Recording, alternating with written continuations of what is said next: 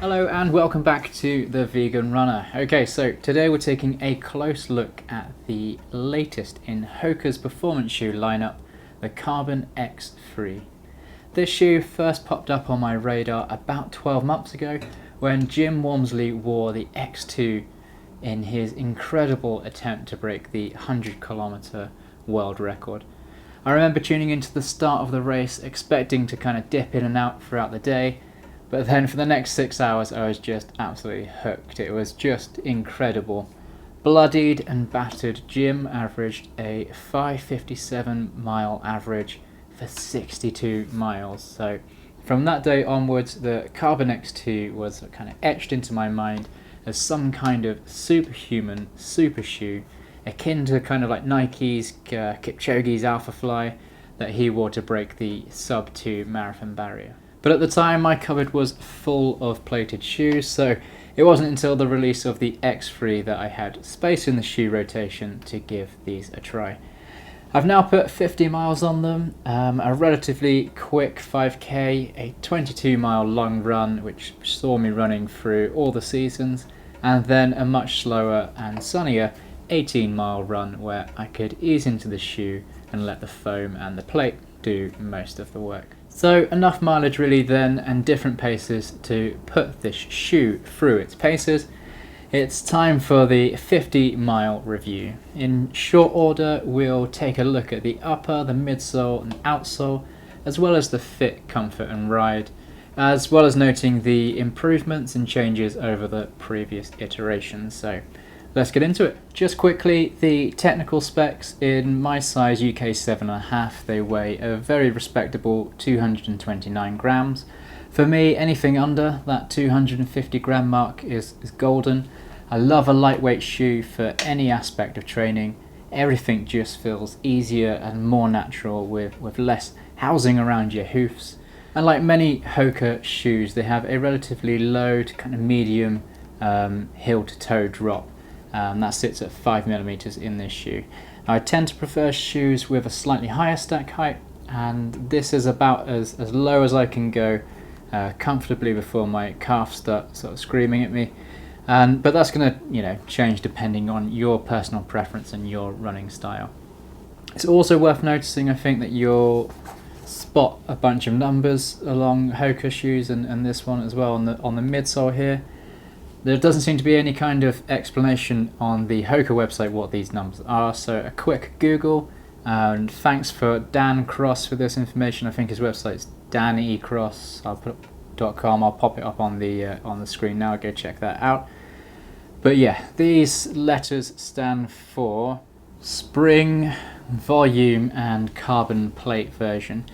Interestingly, the stats for the volume of midsole and the carbon plate version number is exactly the same as the Carbon X2, so no changes there necessarily, at least to the volume.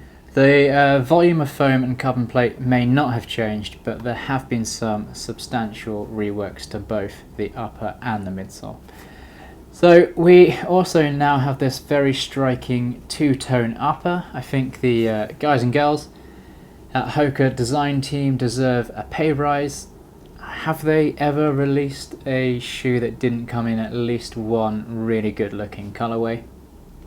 I'm not sure. I think that every Hoka shoe I've seen just looks pretty awesome. They currently offer 3 different colorways in this shoe, and any of those options I would be absolutely happy with putting on my feet, but I went for the Billowing Sail and Evening Primrose colorway because everything about it shouts spring and sunshine and daffodils and lighter evenings and all things great about the upcoming season. It was also the only colorway that they had left, so Evening Primrose it is. As you can see, don't expect this shoe to keep looking like a billowing sail for long.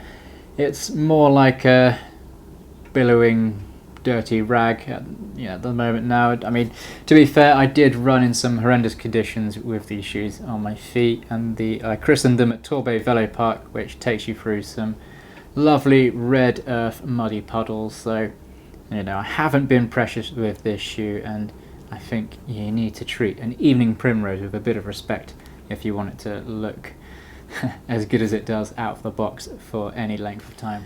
But I'm afraid to say the lovely colourways are just about where the good ends with regards to the knitted upper. I'm used to knitted uppers being kind of stretchy and form-fitting, something akin to like a stretchy sock. And with the X3 you get the look of a knitted upper, but you get the feel and the rigidity of a kind of average knitted upper from like 10 years ago. It's very stiff, particularly around the tongue section, which often kind of folds on itself as you tighten up the laces, and I think you can actually see the fold there on the tongue near the laces, and that's before I've even tightened them up. And as you tighten those laces up, that fold just sort of gets deeply embedded, and it takes a little bit of adjustment to get it to sit flat. Now, the laces itself, they seem absolutely fine. I like the kind of helpful pull tag on the tongue, but the biggest issue that I'm having with the upper are these hard stitched parts sitting either side of the ankle, where the shoe transitions from a fairly rigid heel cup to the knitted upper, and there's this weird kind of hard stitching. Kind of feels like it's also been glued as well on both sides, and it just feels a bit unfinished. And then couple that with the rubbing and sore ankle pain that it's caused me, and it makes for a very uncomfortable ride after just a few miles. Now, it's not unusual for a new shoe to cause a bit of rubbing fresh out of the box. Some shoes take a little bit more than others to kind of break in and get used to your feet, that kind of stuff, but my ankles were killing me after the first weekend putting 30 miles in them, so I thought, maybe I'd just gone a bit too hard on them out of the box. I gave my ankles time to recover, put them back on, and then again within a few miles the same problem. So I'll keep trying them periodically to see if they eventually soften up, but it's not ideal, is it, for a shoe that positions itself as something you can wear for ultra running on roads and clocking up your long run mileage. One positive on the upper is that it is pretty airy and lightweight. The swallowtail heel cup offers a little bit of relief on the Achilles. I've never really suffered with any problems in that with any shoe on my Achilles, but for those of you that do, that might be a good thing for you. The lockdown is also worth mentioning. That was fine once you get the lacing sorted.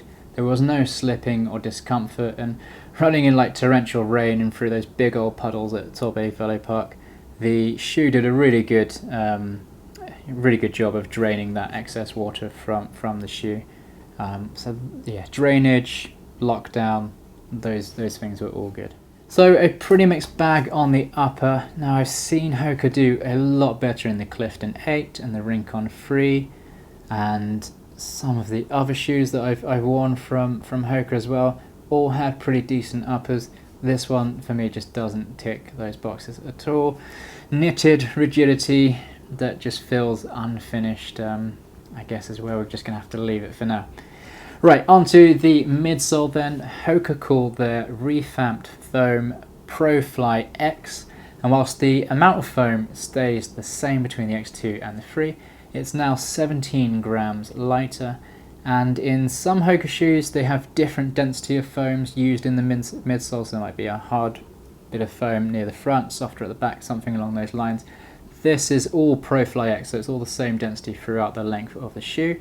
Even the outsole is made of the same foam. So I found this foam to be surprisingly firm. I was expecting something like, I don't know, the Zoom X on the Nike shoes, or the Lightstrike Pro in the Adidas shoes, but to stand in, the ProFly X is quite stiff, and with it comes this really nice stability. So this is where I think this shoe kind of shines up against its competitors and its carbon plated brothers. It's very comfortable, it's a very stable ride. That is an issue in other carbon plated shoes. So that's something to be said about the Carbon X3. And I found that even at the end of long runs, when your form is starting to drift, you're starting to tire, the Carbon X3 was very solid and secure, and even on some tricky terrain it did a good job. Now the carbon plate offers a decent level of pop, but it isn't kind of like blow your mind, wow kind of pop that you'd get on the Next Percent 2. I recently tried and tested that shoe, so go and check out that review here. The carbon plate in this shoe though, it's noticeable, especially at quick paces. You can feel it kicking in, but it doesn't have anything near the propulsion of the Alpha or the Vaporflies. It's just, and you know, it's not necessarily a bad thing. I find that most super shoes really want to push you into a higher and higher gear. The faster you go, the faster they want to go, and they take a bit of reining in to get into that kind of rhythmic pacing flow. Now this is a lot easier to do in the X3 and get into that rhythm with the stability, that sort of meta rocker and that gentle propulsion from the plate. The rhythm's easy to find. And I don't think I can end this section really without making a note of Jimmy Hill's chin at the back there. And I know what you're thinking, vegan runner, there's no way you're old enough to know who Jimmy Hill is. And you're right. Honest. But seriously, I know Hoka like their hill flares. Do you remember that downhill shoe that they brought out? I think it was called the 10.9, and it just had this huge wedge of foam at the back. But I don't know, I'm not sure on this one. It actually brings me to a decent point, which I think is something this heel is doing. So for most running, it gets a 9 out of 10 for the comfort. This is talking about the midsole. It's a comfortable ride, stable. Until you go down a steep downhill, you've got two choices. You either sit back, which on a zone 2 run, which is what I wanted to do, and if you do that in this shoe, you kind of sit back into the shoe, ease up a bit, but you're fighting against this, the kind of meta rocker, but also the back of the shoe here, and the carbon fiber plate. They all want you to lean forward, take the brakes off, take the brain off, and fly, which sounds exhilarating, and it was, but it's not ideal when you're 20 miles into a long run, trust me. Onto the outsole then, and I love the shape, the design, and the simplicity of that cool kind of intersection, that cross there of the carbon plate peeking through some cutaway foam, and then a relatively shallow crisscrossed tread pattern through the length of the shoe. What's interesting about the outsole is that it's not rubber, it's one piece of foam. If you've worn any of Hoka road shoes recently, you won't be a stranger to this. It's a hardened rubberized foam that appears on many of their shoes, but unlike their other shoes that do have patches of rubber as well, this one is just that one piece of foam. With the Rincon, I found it lasted about 150 miles before there were major signs of wearing. On the Clifton 8, it got to about 200-250 miles, so this kind of foam, it can be a bit hit and miss, depending, I guess, on the terrain that you're running on. Very gritty, gravelly terrain, and it's going to wear down a lot quicker. Smooth, flat tarmac, I think you'll be okay, and you'll get a decent life out of the shoe. But yeah, it's cool, but it's not as hard wearing, obviously, as rubber. Now, after 50 miles then on these shoes, there are already some signs of wear, but nothing that has me too concerned. Generally, I like it. It's definitely one of the major ways that they're saving weight, and as innovation goes, I think it's pretty cool. The traction was solid and reliable too. A fair amount of the mileage I've put them through has been in the wet, and I had no issues with slipping about on a range of different surface types. So £160 for this shoe at the moment. That's very competitive for a carbon plated shoe, and just about the right price, I think, depending on what you have in mind for it. It could make for a helpful carbon plated training shoe to get you used to that plated feeling before putting something like the Next Percent 2, the Alpha Fly, the Adios Pro 2 on your feet for race day. But you know, if you don't suffer from the same problems around the ankle that I did, then I could see this being, you know, a comfortable ultra racing long run kind of I wouldn't say daily trainer, but that long run shoe. It's going to be comfortable. You can get used to that carbon plated feeling. It just all relies on how well I think you get on with the upper. It'll be light enough to go the distance, it's rock solid on that stability, and the carbon fibre plate's not going to be pushing you to go constantly faster all the time. That said though, I do think there are some big issues with the upper that Hoka needs to sort out before releasing the X4, and I really hope the rubberized foam on the outsole will go the distance. Otherwise, £160 might be a bit too steep for this shoe. Fortunately, and I think this is awesome from Hoka, and I wish more running companies would adopt this policy, they offer a 30-day trial where you can run in the shoes as much as you like, put them through a whole range of different training scenarios, and then send them back for a full refund or exchange them if you don't get on with them. So, you know, the upper might work for you. It might be worth trying them out for 30 days first. I'm going to put a few more miles on these shoes, maybe take them to 100 miles before making my decision. Hopefully they'll stretch and soften up around the ankle area, and if they do, I'll keep hold of them for faster paced, steady, long runs.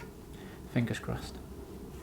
Right, that brings us to the end of the review. If you haven't already, please go ahead and hit that like and subscribe button, and check out the links down below for other ways to support the channel.